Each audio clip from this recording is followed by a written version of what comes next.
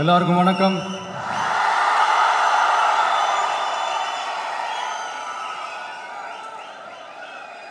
அண்ணல் அம்பேத்கர் அவர்களுடைய இந்த நூல் வெளியீட்டு விழாவில் கலந்துக்கிறது, அதுவும் இந்த முக்கியமான நாளில் கலந்துக்கிறது எனக்கு கிடைச்ச மிகப்பெரிய ஒரு வரமாக நான் நினைக்கிறேன். விகடன் குழும நிறுவன தலைவர் திரு ஸ்ரீனிவாசன் அவர்கள், அண்ணல் அம்பேத்கர் அவர்களுடைய பேரன் திரு ஆனந்த் டெல்டும்டே அவர்கள், நீதியரசர் ஓய்வு பெற்ற நீதியரசர் திரு சந்துரு அவர்கள், திரு ஆதவ் அர்ஜுனா அவர்கள், என் நெஞ்சில் குடியிருக்கும்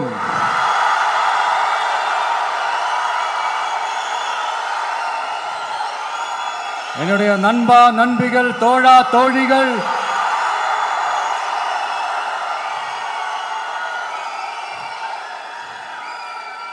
உங்க எல்லார் கூடவும் இவங்க எல்லார் கூடவும் இந்த ஸ்டேஜில் நானும் இருக்கிறது எனக்கு ரொம்ப பெருமையா இருக்கு.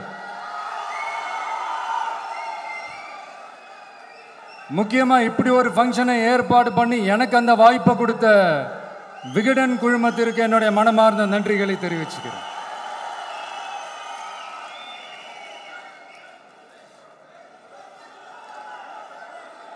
இன்னைக்கும் நிறைய பேர்கிட்ட உங்கள் ஃபேவரட்டான ஹாலிடே டெஸ்டினேஷன் எதுன்னு கேட்டிங்கன்னா நியூயார்க் சிட்டின்னு சொல்லுவாங்க. ஏன்னா அங்கே போய் ஒரு 2-3 நாள் தங்கிட்டு வர்றதே அது ஒரு பெரிய ஸ்டேட்டஸாகவும் ஒரு பெரிய அச்சீவ்மெண்ட்டாகவும் நினைப்பாங்க.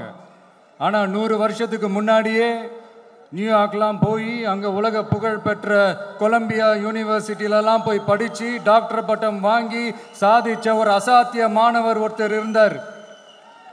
அது கூட பெருசு இல்லை, அவர் எந்த சூழ்நிலையில் அங்கே போய் படித்து சாதிச்சாருன்றது தான் மிகப்பெரிய விஷயம். அன்னைக்கு அந்த மாணவரை, நீ இந்த சாதியில் பிறந்திருக்கிற, உனக்கெல்லாம் படிக்கிறதுக்கெல்லாம் தகுதி இல்லை, நீ எல்லாம் எதுக்கு ஸ்கூலுக்கு வர, அப்படி இப்படின்ட்டு அவர் வாழ்கிற சமூகமே அவரை தடுத்துச்சு. அதையும் மீறி அந்த மாணவர் பள்ளிக்கூடம் போனால் சக மாணவர்களுடன் சரிசமாக உட்கார்ந்து படிக்க அவருக்கு அனுமதி இல்லை. தாக எடுத்தா தண்ணி கூட குடிக்க முடியல. அப்படி அத்தனை சக்திகளும் அவருக்கு எதிராக இருந்தது. ஆனால் ஒரே ஒரு சக்தி மட்டும்தான், நீ படி, எத்தனை தடைகள் வந்தாலும் படி, தொடர்ந்து படி அப்படின்னு சொல்லிக்கிட்டே இருந்தது. அதுதான் அந்த மாணவருக்குள்ள இருந்த அந்த வைராக்கியம். அந்த சின்ன வயசுல அந்த மாணவருக்குள்ள எப்படி அப்படி ஒரு வைராக்கியம் வந்துச்சுன்னு நினைச்சு பார்க்கும்போது உண்மையிலே பிரமிப்பாக தான் இருந்துச்சு. அந்த வைராக்கியம்தான் அந்த மாணவரை பிற்காலத்தில் இந்த நாட்டோட ஒரு தலை சிறந்த இன்டெலெக்சுவலாக டிரான்ஸ்ஃபார்ம் ஆகிறதுக்கும் காரணமாக இருந்துச்சு. எனக்கு தெரிஞ்ச உலக வரலாற்றிலே இப்படி ஒரு டிரான்ஸ்ஃபர்மேஷனை யாரும் பார்த்துருக்க மாட்டாங்க.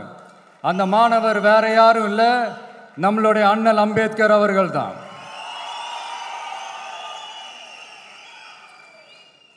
வன்மத்தை மட்டுமே தனக்கு காட்டிய இந்த சமூகத்திற்கு அவர் திருப்பி என்ன செஞ்சார் அப்படின்னு அதை படித்து பார்க்கும்போது உண்மையிலே மெய்சில் இருக்க வச்சுது. பிறப்பால் நாம் அனைவரும் சமம், நீ எந்த சாதியில் பிறந்திருந்தாலும் எந்த மதத்தை பின்பற்றினாலும் சட்டத்தின் முன் நாம் அனைவரும் சமம் அப்படிங்கிற ஒரு உயரிய கோட்பாட்டை உறுதி செய்யும் நம் நாட்டின் அரசியல் சாசன சட்டத்தை வழங்கி நம்ம நாட்டில் இருக்கிற எல்லாருக்குமே ஒரு பெருமை தேடி தந்தவர். இன்னைக்கு ரிலீஸ் பண்ற இந்த புக்கில் எல்லோருக்குமான தலைவர் அம்பேத்கர் அப்படின்ற அந்த புக்கில் ஒரு 100க்கும் மேற்பட்ட கட்டுரைகள், நேர்காணல்கள் எல்லாமே இருக்குது. அதில் என்ன ரொம்ப யோசிக்க வச்சது அவர் எழுதின அந்த பயோகிராஃபி தான். வெயிட்டிங் ஃபார் அ வீசான்னு சொல்லி அதுக்கு தலைப்பு வச்சுருந்தார். அதில் அவர் லைஃப்பில் ஃபேஸ் பண்ண விஷயங்கள், அவரை பாதித்த விஷயங்கள் எல்லாமே கிட்டத்தட்ட ஒரு 6 சம்பவங்கள் பற்றி அதில் குறிப்பிட்டிருந்தார். அதில் ஒரு 2 விஷயம் ரொம்ப பாதித்தது என்னென்னா, அதில் ஒன்று, அவருக்கு 9 இயர்ஸாக இருக்கும்போது அவரும் அவருடைய பிரதரும் வெளியூரில் இருக்கிற அவங்க அப்பாவை பார்க்குறதுக்காக போகிறாங்க. அப்போ ட்ரெயின்லேருந்து இறங்கி இந்த மாட்டு வண்டிக்காக வெயிட் பண்ணிகிட்டு இருக்கும்போது ஒருத்தர் கூட அவங்கள ஏற்றிட்டு போகிறதுக்கு தயாராக இல்லை. ஏன்னா அந்தளவுக்கு தீண்டாமை கொடுமை. அப்புறம் கொஞ்சம் எக்ஸ்ட்ரா பணம் காசெல்லாம் கொடுக்குறோன்னு ஒரு வண்டிக்காரர் ஒத்துக்கிறார்.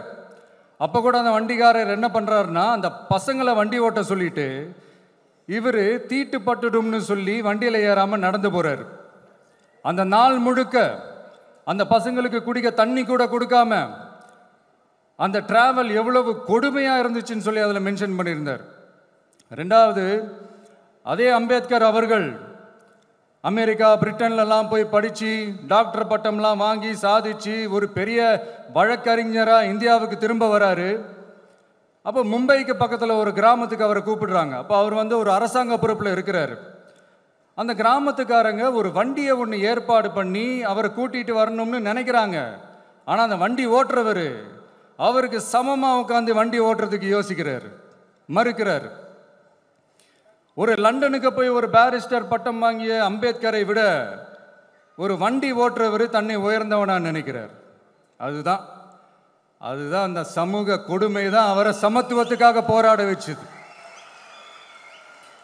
எனக்கு ஒரு டவுட்டுங்க, இன்னைக்கு திரு அம்பேத்கர் அவர்கள் உயிரோடு இருந்திருந்தா என்ன நினைப்பாரு? இன்னைக்கு இருக்கிற நம்ம இந்தியாவை பார்த்து அவர் பெருமைப்படுவாரா, இல்லை வருத்தப்படுவாரா, இல்லை அப்படியே வருத்தப்பட்ட எதை நினைச்சு வருத்தப்படுவார்? இன்னைக்கு நம்ம நாடு முழு வளர்ச்சி அடையணும்னா ஜனநாயகம் காக்கப்படணும். அந்த ஜனநாயகம் காக்கப்படணும்னா அரசியல் அமைப்பு சட்டம் காக்கப்படணும். அதுக்கான பொறுப்பு, அந்த கடமை நம்ம ஒவ்வொருத்தருக்கிட்டையும் இருக்கணும்னு தோணுச்சு. அந்த பொறுப்போடும் அந்த கடமையோடும் தான் இதை நான் ஆணித்தரமாக சொல்கிறேன். ஜனநாயகத்தை நாணிவேர் ஃப்ரீ அண்ட் ஃபேர் எலெக்ஷன்ஸ், சுதந்திரமான மற்றும் நியாயமான தேர்தல். தேர்தல் நியாயமாக நடக்கலைன்னு நான் சொல்ல வரல, பட் சுதந்திரமாகவும் நியாயமாகவும் தான் தேர்தல் நடக்குது அப்படிங்கிற அந்த அசைக்க முடியாத நம்பிக்கை நம்ம ஒவ்வொரு இந்தியனுக்கும் இருக்கணும்னு தோணுச்சு. அது அமையணும்னா தேர்தல் ஆணையர்கள் கான்சென்சஸ், அதாவது ஒருமித்த கருத்து அடிப்படையில் மட்டும்தான் நியமிக்கப்பட வேண்டும் அப்படின்றதான் என்னுடைய ஒரு வலிமையான ஒரு கோரிக்கை. ரெண்டாவது, ஏப்ரல் 14 அண்ணல் அம்பேத்கர் அவர்களுடைய பிறந்த நாள். அன்னைக்கு தான் நம்ம ஒட்டுமொத்த இந்தியர்களுக்குமான ஜனநாயக உரிமைகள் பிறந்த தினம். அதனால் அந்த டேட்டை இந்தியாவோட ஜனநாயக உரிமைகள் தினமாக அறிவிக்கணும்.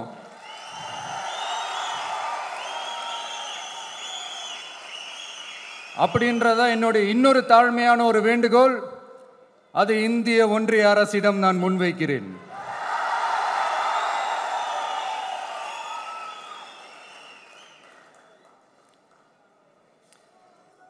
அம்பேத்கர் அவர்களை பற்றி யோசிக்கும் போது கண்டிப்பாக சட்டம் ஒழுங்கு சமூக நீதியை பற்றி யோசிக்காமல் இருக்கவே முடியாது. இன்றைக்கும் மணிப்பூரில் என்ன நடக்குதுன்னு நம்ம எல்லாருக்குமே தெரியும். ஆனால் அதை பற்றி கொஞ்சம் கூட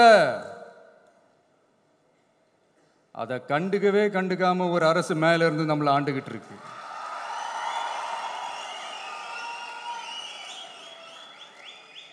சரி, அங்கே தான் அந்த அரசு அப்படி இருக்குன்னா இங்கே இருக்கிற அரசு எப்படி இருக்கு?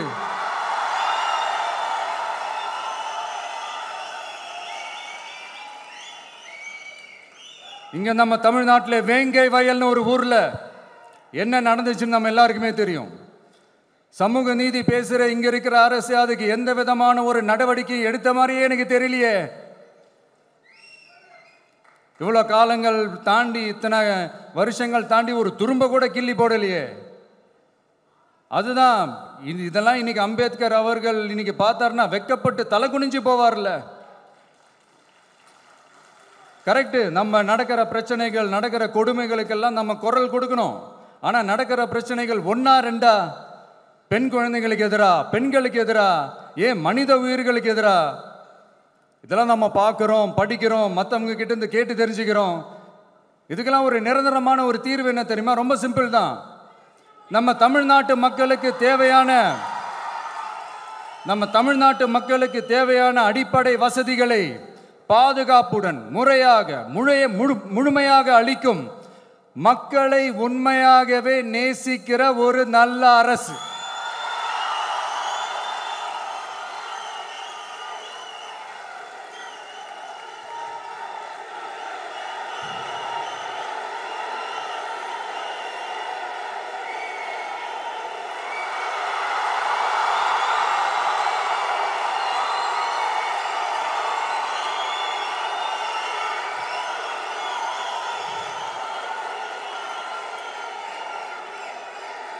அதான் சொன்னேன், இது அமைஞ்சிட்டாலே போதும், அதான் ரொம்ப சிம்பிள்னு சொன்னேன்.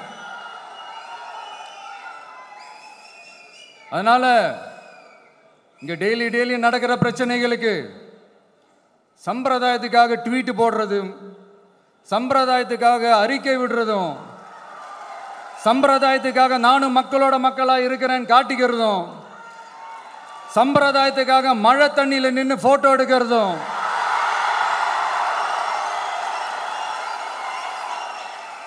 எனக்கு அதுல கொஞ்சம் கூட உடன்பாடே இல்லை.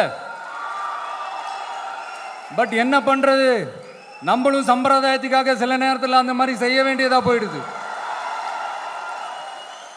அதாவது நான் என்ன சொல்ல வரேன்னா, மக்களோட உரிமைகளுக்காகவும் அவங்களோட உணர்வு பூர்வமாக இருக்கணும். என்ன ஒவ்வொருத்தரும் அவங்க குடும்பத்தில் ஒருத்தனா நினைச்சிட்டு இருக்கிற அவங்க தமிழ்நாட்டில் அவங்களுக்கு எங்க என்ன பிரச்சனை நடந்தாலும் அவங்களோட உரிமைகளுக்காகவும் அவங்களோட உணர்வு பூர்வமாக இருப்பேன். எப்பவுமே அப்படிதான் இருப்பேன்.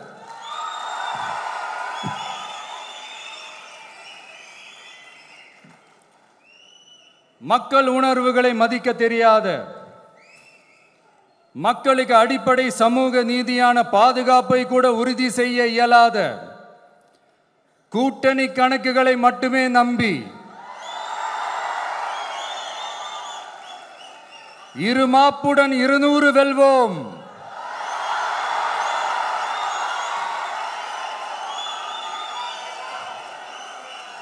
என்று எகத்தால முழக்கமிடும் மக்கள் விரோத ஆட்சியாளர்களுக்கு என் மக்களோடு இணைந்து நான் விடுக்கும் எச்சரிக்கை,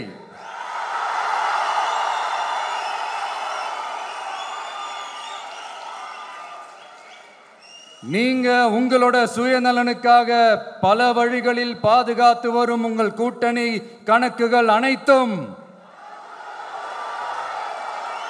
2026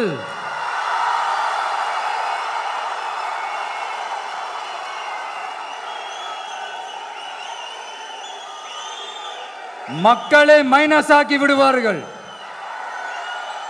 மக்களே மைனஸ் ஆக்கி விடுவார்கள். மக்களே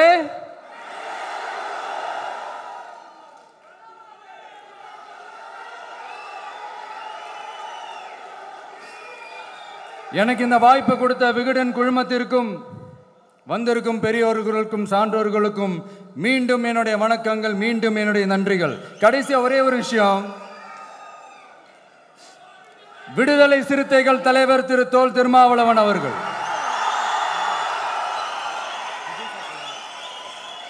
அவங்களால இன்னைக்கு வர முடியாம போச்சு.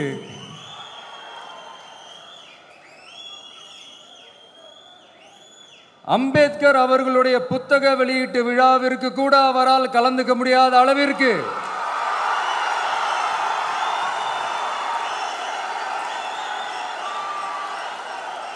கூட்டணி கட்சிகள் சார்ந்து எவ்வளவு பிரஷர் இருக்கும் என்று என்னால் யூகிக்க முடிந்தாலும் நான் இப்ப சொல்றேன், அவருடைய மனசு முழுக்க முழுக்க இன்னைக்கு நம்மளோட தான் இருக்கும். நன்றி, வணக்கம்.